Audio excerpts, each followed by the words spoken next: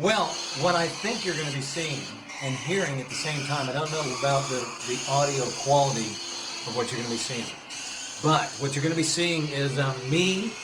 I'll be the guy in the yellow coat, and Steven, he usually plays drums, but in this setup you're going to be seeing me and Steven sort of conducting our two separate sections of, how do we say it, boombox, our boombox operators. I'll have 20 on my side, and Steven has 20 on his side, and Michael, who usually plays bass, is standing in the middle, and he's got his own sort of tape player set up, and his tape plays and sometimes sort of guides what me and Steven do with the other tape players. But anyway, so what we've done is we've made 40 tapes that all sort of work on their own sort of logic. But what we do is we give everybody a tape and everybody a boombox, and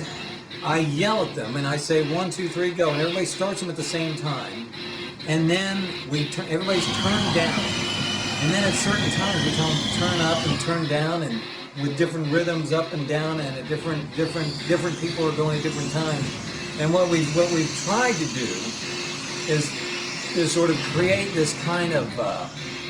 I don't know, kind of a tape deck, sort of interactive tape deck concert performance, where it's songs that we've recorded, yet they only really get performed once there's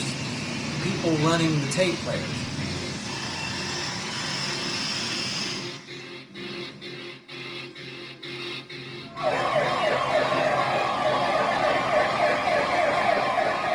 I don't really know why. I mean, I sort of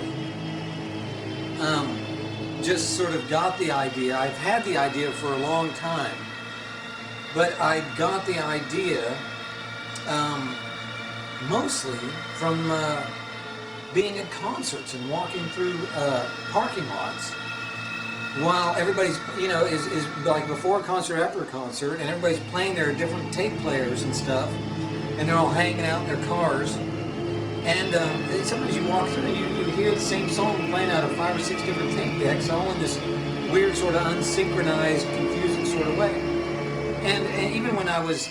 a young teenager, I thought that was kind of interesting. But but it was only later that I thought I would try to do something similar, but through compositions that were sort of purposely